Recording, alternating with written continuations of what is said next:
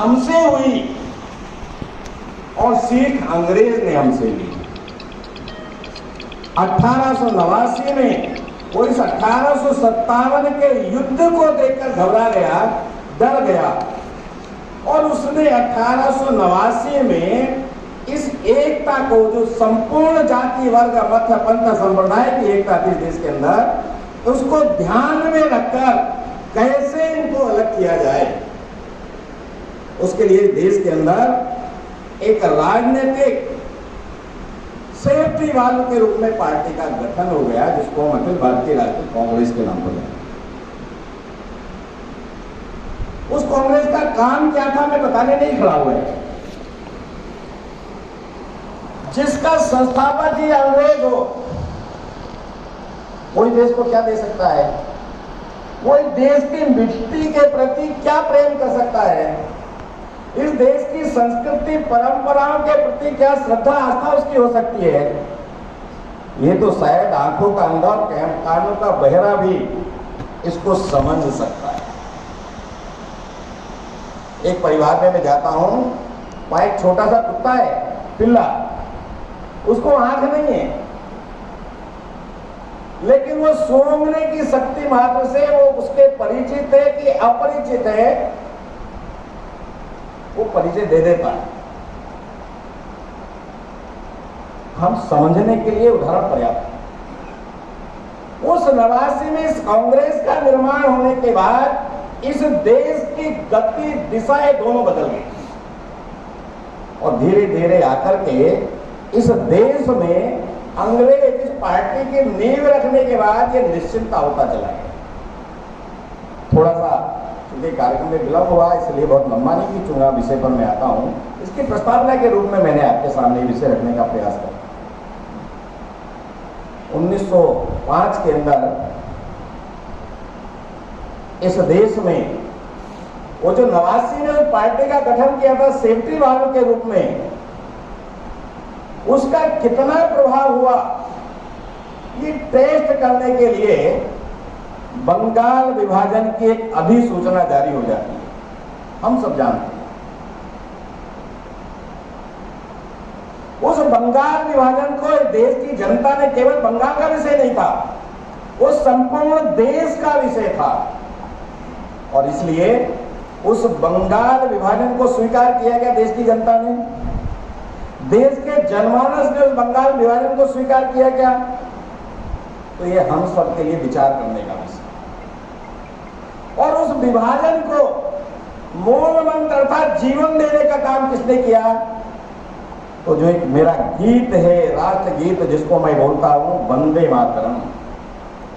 वंदे मातरम इस देश के जंगल के कंठ का विषय हो गया। इस देश की तरुणाई के मन के अंदर इस धरती के प्रति निष्ठा और समर्पण का मंत्र बन गया, और उसके कारण सावरकर जी जैसे लोग, डॉक्टर हेडगेवार जैसे लोग, जो भी विद्यार्थी जीवन में थे, इस देश के अंदर एक ऐसा जन आंदोलन खड़ा हो गया। वर्ष भर के अंदर 5 में ये हुआ, तुरंत अंग्रेज को ध्यान में आ गया ये तो उल्टा शायद पड़ गया, और इसी में से जो 89 के बाद फिर एक नया षड्यंत्र रचा गया, जिसको हम 1906 में मुस्लिम लीग की स्थापना के नाम पर जान सकते हैं। ढाका के अंदर एक आगा खान नाम के मुसलमान थे, उनको आगे करके मुस्लिम लीग की स्थापना कर दी गई, और उस मुस्लिम लीग ने अपना एजेंडा, अपना घोषणा पत्र जारी किया, हमको क्या क्या चाहिए। अर्थात जो देश अभी एक दिशा में चल रहा था, एक सूत्र में चल रहा था, एक मिशन को लेकर चल रहा था, यहां से ये सूत्र बदल गया, ये सूत्र टूट गया, और उस बंग भंग के विषय को लेकर जो एक सामूहिक आंदोलन शुरू हुआ था, उसमें दरार पड़ गई। लेकिन जिस मिट्टी में हम जन्म लिए हैं, वो मिट्टी संघर्षों की है, वो मिट्टी त्याग और समर्पण की है, वो धरती बहादुरों की धरती।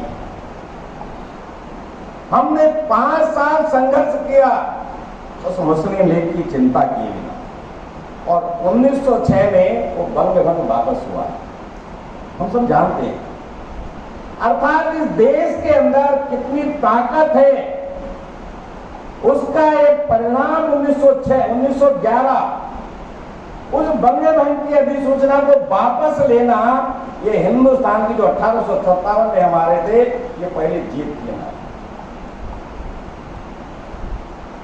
वहां से इस देश के अंदर उस कांग्रेस के अंदर ही भारत के नेताओं का वर्चस्व धीरे धीरे बढ़ना शुरू हुआ, उनकी भूख भी बढ़नी शुरू हुई। और 1914 में हम सब जानते हैं देश के अंदर, दुनिया के अंदर एक प्रथम विश्व युद्ध शुरू हो गया। उस विश्व युद्ध में क्या परिणाम हुआ? मेरे पास एक अच्छा अवसर था।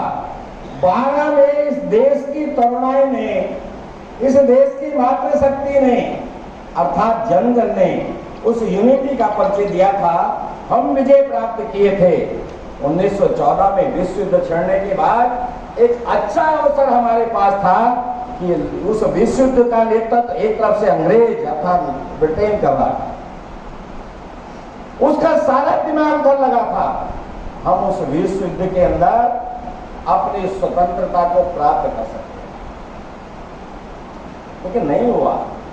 हमको फिर लालच दिया गया, ये विश्व युद्ध में आप हमारा साथ दो और हम विश्व युद्ध के बाद आपको स्वतंत्रता देंगे। वो जो नेतृत्व था, जो पार्टी थी, गरम और नरम दल 2 दलों की हम चर्चा सुनते हैं। एक दल सत्ता का भूखा था प्रारंभ से, उसकी भूख जगा दी गई। उस सत्ता के भूखे दल को ये उसके मन में डाल दिया कि विश्व युद्ध के समाप्ति के बाद हम तुमको स्वतंत्रता देंगे। परिणाम क्या हुआ आप याद करिएगा। ये इतिहास पढ़ने का विषय जब हम आज स्वतंत्र स्वाधीनता का, ये स्वतंत्रता का नहीं है, ये स्वाधीनता का अमृत महोत्सव जब देश का जनमानस मना रहा है, तो इस अमृत महोत्सव में उस अपने पुराने इतिहास के पन्नों को पलटने की आवश्यकता है। कहां कहां हमसे, हमारे नेतृत्व से चूक हुई है, उसका समाधान, उसे सीख लेने की आवश्यकता है। 1857 के युद्ध में लगभग 7 लाख, ऐसा वर्णन आता है कि देश का कोई गांव ऐसा नहीं बचा जिस गांव से कोई माई का लाल उस युद्ध में शहीद ना हुआ हो, इस अपनी भारत माता को स्वतंत्र कराने के लिए, उन जंजीरों से मुक्त कराने के लिए इतिहास पढ़ने की आवश्यकता है।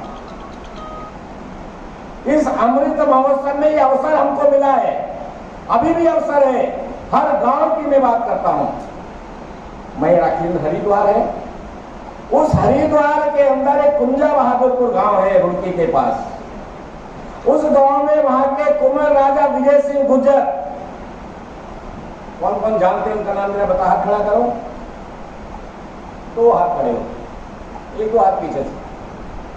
सबसे पहले 1923 में, 1823 में, सॉरी 1857 के पहले उस अंग्रेजी सत्ता का विरोध करने का काम उस गांव से प्रारंभ हुआ कुंवर राजा विजय सिंह के नेतृत्व में।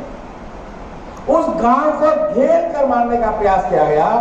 44 लोगों को फांसी दी गई। कहां के लोग हैं वो?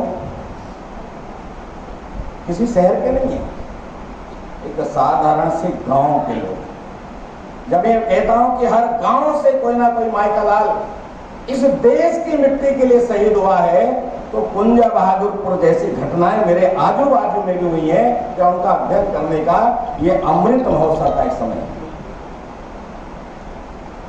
तो 7 लाख लोग लगभग उस 1857 की लड़ाई में शहीद हुए।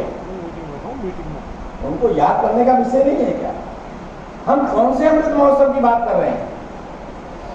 तो जिस विश्व युद्ध की मैंने बात की, उस विश्व युद्ध में लालच देकर, सेना तो हमारी थी, भाई तो हमारे थे, आदेश अंग्रेजों का था। इस देश से लगभग 8 लाख नौजवानों को अलग अलग देशों में ये लड़ाई के लिए भेजा गया। उसका इतिहास है। लगभग 2.25 लाख सैनिक हमारा वापस नहीं आया, वो उस युद्ध में शहीद हो गया। विश्व युद्ध समाप्त होने के बाद हमको स्वतंत्रता मिली क्या? परिणाम क्या मिला? तो परिणाम में हमको जलियांवाला बाग मिला, रोल एक्ट लागू कर दिया गया, वो पुरस्कार था हमारे लिए। और जलियांवाला बाग में क्या हुआ? इस देश के जल मानस को जानने की पढ़ने की आवश्यकता, उन 73 लोगों पर आज हमको याद करने का ये विषय नहीं है क्या? आज हम कौन से भारत की स्वतंत्रता मना रहे हैं? उसी समय असहयोग आंदोलन चालू हो गया। फिर मोहम्मद अली और शौकत अली दो बंधु आ गए, उनमें से मोहम्मद अली इस कांग्रेस के अध्यक्ष बन गए। उस समय जो जिन्ना को हम राष्ट्र विरोधी कहते हैं, आज वो जिन्ना इन शौकत अली और मोहम्मद अली की मांग का धुर विरोधी था। वो नहीं चाहता था कि इनके कारण तुष्टीकरण और मुसलमानों की मांगे मानी जाए। इतिहास पढ़ना चाहिए। ये दोनों कट्टरपंथी थे और उस कट्टरपंथ के कारण खिलाफत तुर्की में होती है, वहां के खलीफा के विषय में, और दर्द हिंदुस्तान के अंदर पैदा होने वाले कुछ नाजायज संतानों को।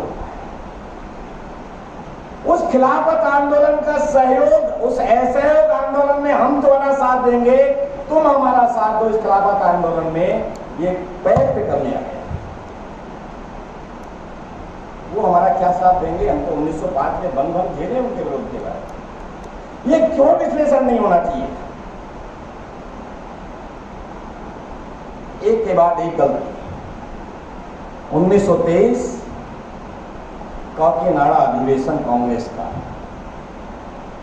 उस कांग्रेस के अधिवेशन में क्या हुआ? तो मैंने कहा कि 1906 में मुस्लिम लीग की स्थापना के बाद इस देश के अंदर एक दीवार चिनी गई। वो दीवार धीरे धीरे बड़ी होती गई। उस खिलाफत आंदोलन में हम साथ खड़े हो गए, उसको और बल मिला, उसकी मांगे मांगते चले गए, और 1923 में तो अति हो गई। उस 1923 में 1947 के विभाजन को एक बल दिया गया, और उस कांग्रेस के अधिवेशन में, जब अधिवेशन का प्रारंभ वंदे मातरम से होना था, तो उस समय मोहम्मद अली कांग्रेस के राष्ट्रीय अध्यक्ष थे। जैसे विष्णु दिगंबर पुलस्कर उस वंदे मातरम को गाने के लिए खड़े हुए, तो उस मंच पर राष्ट्रीय अध्यक्ष ने उसका विरोध किया। ये नहीं होना चाहिए। मैं इस भारत माता की वंदना नहीं कर सकता। ये धरती मेरी मां है, मुझको अन्न देती है, जल देती है, वायु देती है, पंच तत्व जिनके कारण मेरा जीवन चलता है। इस धरती के लिए लाखों लोग जीवन दे चुके। इस वंदे मातरम की ताकत को 1905 से 1911 तक के उस आंदोलन में मैंने देखा। उस वंदे मातरम का मंच से उच्चारण क्यों नहीं होना चाहिए? केवल और केवल विष्णु दिगंबर पुलस्कर की जिद्द के कारण उस मंच पर वंदे मातरम हुआ। उस मोहम्मद अली की बात का विरोध करने वाला एक भी माइक अलावा उस मंच पर नहीं था। सब गर्दन नीचे करके बैठकर, और वो मोहम्मद अली उस मंच को छोड़कर नीचे जाकर बैठ गया। 1947 का विभाजन जो तय हो गया।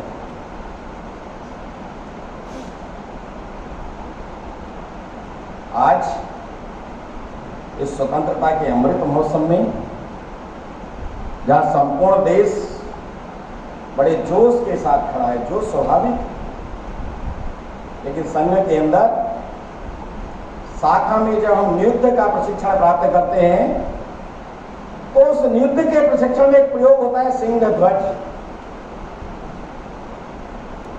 कभी हमने शेर को शिकार करते हुए फिल्म के अंदर या रियल में देखा हो तो हम समझ सकते हैं, जिसने देखा वो समझ सकते हैं। सिंह 2 कदम आगे बढ़ता है, लेकिन दृष्टि उसकी पीछे रहती है। आगे का शिकार करने के लिए पीछे की सुरक्षा आवश्यक है, अर्थात पीछे मूल्यांकन करना, अतीत का मूल्यांकन करना। जहां अतीत मुझे आगे बढ़ने के लिए प्रेरित कर रहा है, वर्तमान को ठीक रखने के लिए प्रेरित कर रहा है, वहीं वो अतीत गलतियां जो इतिहास के अंदर हुई हैं, उन गलतियों को सुधार का भी वो संदेश नहीं।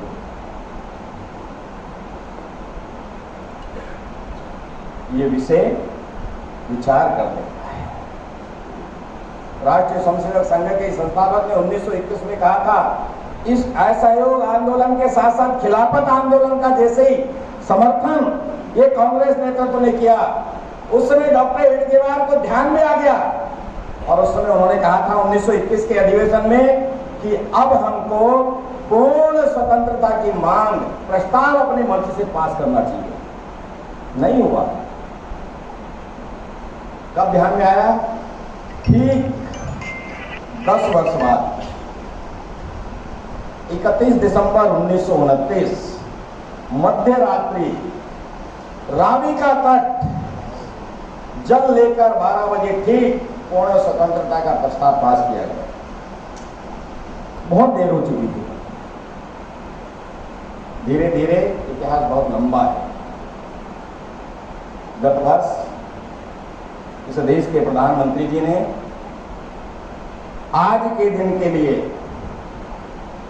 विभाजन विभीषिका दिवस ऐसा घोषित किया। कौन सी विभीषिका है? वो विभीषिका है कि 15 अगस्त 1947 देश का विभाजन। उस विभाजन की क्या कीमत हमने दी? उस कीमत का स्मरण करना इतिहास के अंदर वर्णन है।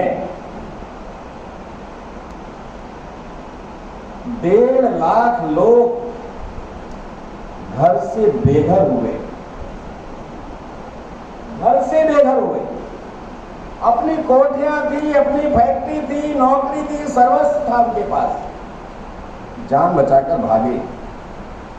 20 लाख सिख हिंदू उनका कत्लेआम हुआ। एक सनी देओल की पिक्चर आई थी, नाम ध्यान से उतर रहा मेरा है, गदर। गदर उसमें एक दृश्य दिखाया गया था। वो काल्पनिक नहीं है, वो वास्तविक दृश्य है। आज भी अगर कहीं से अखबार मिल जाए, गूगल पर सर्च कर सकते हैं हम। वहां भी जो हमको उपहार में उन ट्रेनों पे लिखा हुआ था, उपहार में जो ट्रेनें हमारे लिए भेजी गई, उनमें 100 भरे हुए थे। जब 20 लाख की बात आती है तो नंबर 20 लाख के ऊपर है। हमारी माताओं बहनों के साथ क्या हुआ, ये आज वर्णन करने का विषय नहीं है। रोंगटे खड़े हो जाते हैं, आंखों से खून उतर आता है।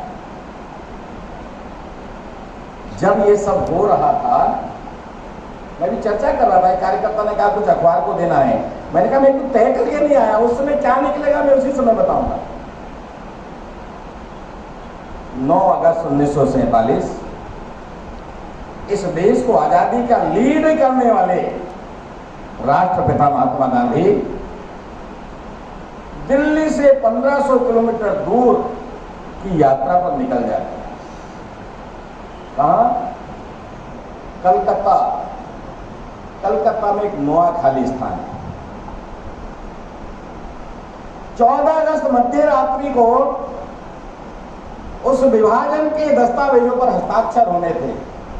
हम सत्ता के भूखे थे ना, हमको सत्ता चाहिए थी। वो 20 लाख नहीं, 1 करोड़ लोगों का भी कत्लेआम होता, हम उसको स्वीकार करते। महात्मा गांधी जी ने हमको कहा था, देश की जनता को कहा था कि देश का विभाजन मेरी लाश के ऊपर से होकर निकले। देश की जनता ने भरोसा किया। उस भरोसे में गांधी जी चूक गए, खरे नहीं उतर पाए। शायद इसीलिए वो नोआखाली में जो दंगे का एक नाम लेकर उधर की ओर यात्रा किए, मैं इसको दूसरे अर्थ में बोलता हूं। कोई विद्यार्थी वर्ष भर पढ़ाई करता है, एग्जाम देता है, और जब रिजल्ट आने का समय होता है तो उस विद्यार्थी को 2 दिन पहले से भूख लगती है क्या? उसकी भूख भी गायब हो जाती है, उसकी नींद भी गायब हो जाती है। उस परिणाम से पता है मैं पास होने वाला हूं, लेकिन उसके बाद भी उसकी आंखों की नींद और पेट की भूख हो जाती है। दिल्ली के अंदर सत्ता का हस्तांतरण होना है और मैं उस सत्ता के लिए संघर्ष करने वाला प्रथम नागरिक हूं, लीड करने वाला नेता हूं, उसको कहां होना चाहिए? दिल्ली में। मैं 1500 किलोमीटर दूर। रोज रात को 11:30 बजे गांधी जी की दिनचर्या लाइट ऑफ करके शुरू होती थी, शयन में जाते थे। उस दिन गांधी जी रात्रि को 10 बजे शयन में चले गए।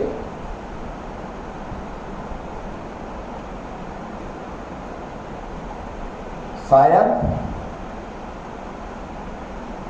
यह जो लाखों हिंदुओं का कत्लेआम था, जो करोड़ों लोग बेघर हो रहे थे, उस दर्द को वो भी झेल नहीं पाए। हृदय उनका भी रो रहा होगा, शायद इसलिए वो दिल्ली छोड़कर, केवल उनको लाखों लोग नहीं दिखे ऐसा नहीं है, बोझ नवाखाली के नाम पर होना चाहिए। आज लोग पूछते हैं कि देश को आजादी किसने दी?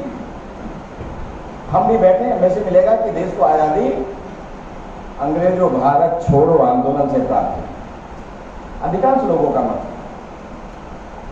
आप पढ़िए उस समय ब्रिटेन का जो प्रधानमंत्री था एटली, उसका स्टेटमेंट पढ़िएगा। उसने अपनी संसद में बोला है कि देश को, हम भारत को यह भी ध्यान में रखने की आवश्यकता है कि 6 जून 1948 की तिथि तय हुई थी, शायद 6 जून है, लेकिन वो 6 या 16 मुझे कंफर्म नहीं ध्यान आ। 1948 में भारत को स्वतंत्रता के दस्तावेज पर हस्ताक्षर होने थे, लेकिन देश के अंदर जो एक वातावरण बना, और वो वातावरण कौन सा था जिसके कारण अंग्रेज को 15 अगस्त 1947 में जाना पड़ा। वो वहां की संसद के अंदर उस समय का ब्रिटेन का प्रधानमंत्री एटली बोलता है कि हम अंग्रेजों भारत छोड़ो से नहीं डरे, हमारे डर का कारण नेताजी सुभाष चंद्र बोस की आजाद हिंद फौज उधर इंफाल तक देश की धरती की ओर बढ़ गए, आ गई थी। कहां तक? इंफाल। इस भारत की जो जल सेना है और वायु सेना है, उन दोनों ने भी विद्रोह कर दिया था, और इसलिए अगर हम 48 तक वहां टिकने का प्रयास करते तो हमको जिंदा आना मुश्किल हो जाता। लेकिन हमको क्या पढ़ाया गया कि हमको अंग्रेजों भारत छोड़ो इस आंदोलन के कारण स्वतंत्रता। आज 14 अगस्त 2022, आज रात्रि की भयंकर काली रात 14 अगस्त 1947 पाकिस्तान वाले भूभाग में हाहाकार मचा था। माताएं बहनें अपने स्वाभिमान सम्मान को बचलने के लिए चीख रही थी, चिल्ला रही थी। उनकी आंखों के सामने उनके बाप का, उनके भाइयों का कत्लेआम हो रहा था। उनके पास कोई रास्ता नहीं था। मुगलों के समय तो सेना मैदान में है, विपक्ष की भी और विरोध की भी, इसलिए हमारी माताएं बहनें अपने स्वत्व को बचाने के लिए ये महल के अंदर जौहर कर लिया था। लेकिन वहां तो ऐसा अवसर भी नहीं था। भाई भी घर में है, बाप भी घर में है। उनको मरते देखकर चीखना, चिल्लाना और अपने स्वत्व को बचाना मुश्किल हो गया। इसलिए 14 अगस्त 1947 और 15 अगस्त 1947, जब 15 अगस्त 1947 को क्रांतिकारियों के जय हिंद के नाम पर, जय घोष के नाम पर इस देश के युवा शक्ति को प्रेरणा दी जानी चाहिए थी, उनका बलिदान, उनका त्याग, वो मेरे इतिहास के अंदर पढ़ाया जाना था। तब किसी कवि के द्वारा एक गीत लिख दिया गया, साबरमती के संत तूने कर दिया कमाल। और आगे क्या है? बिना खड़ग बिना खाल। जो 1857 में 7 लाख लोग शहीद हुए, प्रथम विश्व युद्ध में आजादी के नाम पर जिनको देश से बाहर भेजा गया 2.25 लाख, ये तो आंकड़े हैं। नेताजी सुभाष चंद्र बोस, भगत सिंह, चंद्रशेखर आजाद, अशफाक, रोशन सिंह, राम सिंह कोका, राणा प्रताप, उन सबका भी तो बलिदान याद करना पड़ेगा ना। इसका मतलब वो जो अपने प्राण दे रहे थे, फांसी के फंदे को गले में डाल रहे थे, वो मौज मस्ती के लिए था क्या? इस देश की स्वतंत्रता में उनका कोई योगदान नहीं था क्या? वो बिना खड़ग और बिना ढाल आजादी मिल गई। ये सीधे सीधे उन लाखों क्रांतिकारियों के भारत माता के सपूतों का अपमान है। मैंने कहता है गीत महात्मा गांधी ने कहकर लिखाया होगा, लेकिन जिसने भी लिखा और लिखने के बाद जो भी इस गीत को सुनता है और उसको क्रांतिकारी का स्मरण नहीं होता, कहीं ना कहीं उसके रक्त का पानी बनता है। आज इस 15 अगस्त हम प्रातःकाल स्वाधीनता का अमृत महोत्सव 2-3 दिन से देश के अंदर माहौल बना है। ये अमृत महोत्सव उस सिंह ध्वज की तरह है। अतीत, वर्तमान और भविष्य, आने वाले 25 वर्ष, इन 75 वर्षों में जो हमसे चूक हुई है, जो गलतियां हुई हैं, उन गलतियों से, उन भूलों का सुधार करते हुए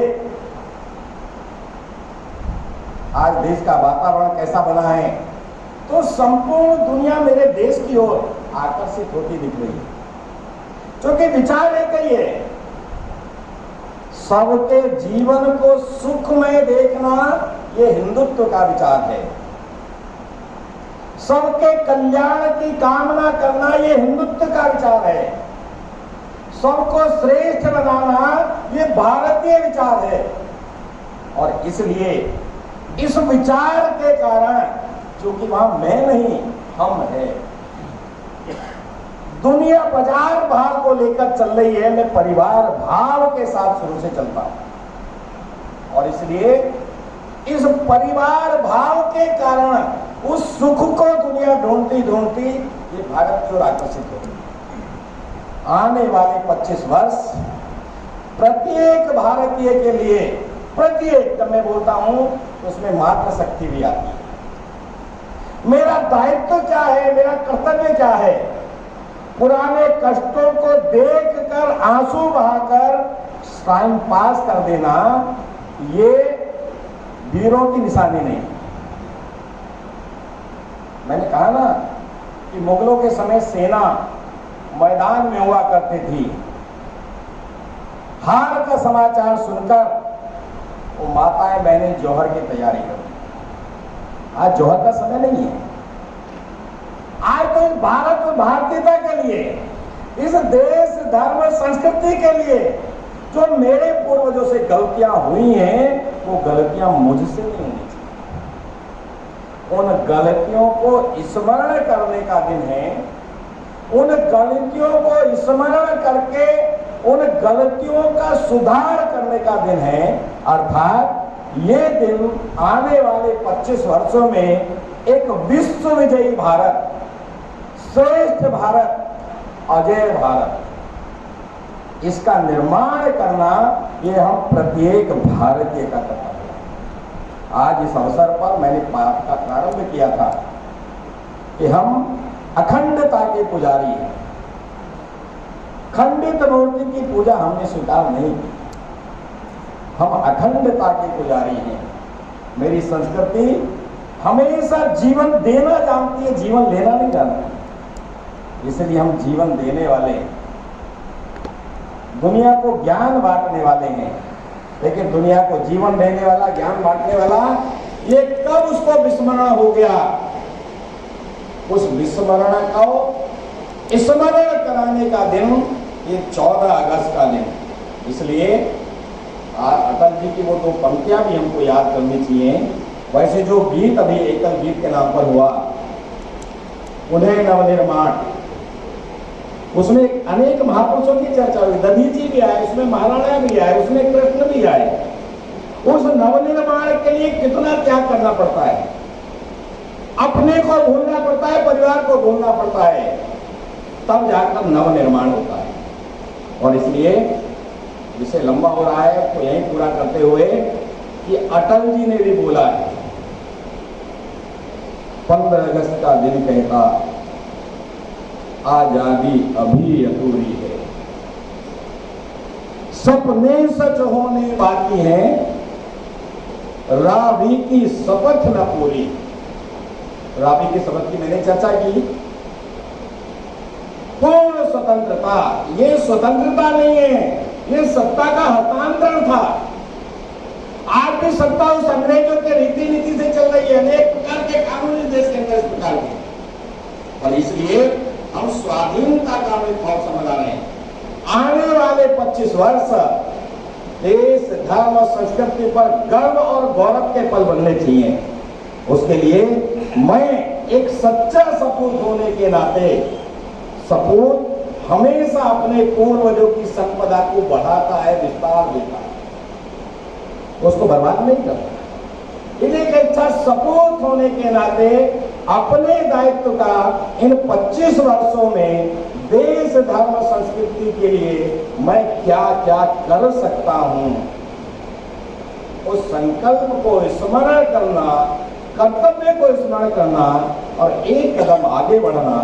शायद आज का दिन इसी संकल्प को, उन लाखों, हजारों लाखों क्रांतिकारियों के बलिदान को स्मरण कराते हुए उन्होंने क्यों अपना जीवन दिया, मैं आज जीवन देने की आवश्यकता नहीं है, कुछ सुख सुविधाएं छोड़कर इस समाज के, देश के नवनिर्माण में कितना और कैसे योगदान कर सकता हूं, ऐसा एक श्रेष्ठ संकल्प जागृत कर आगे बढ़ें। निश्चित रूप से एक उज्जवल भारत, श्रेष्ठ भारत, अविजयी भारत, उसका दर्शन हम अपनी आंखों से करने वाले हैं। आवश्यकता हम सबको अपना अपना कर्तव्य निर्धारित कर उस कर्तव्य को प्रमाणिकता के साथ पूरा करने के लिए कदम आगे बढ़ाएं। इतना निवेदन करते हुए भारत माता की जय, भारत माता की जय, भारत माता की जय।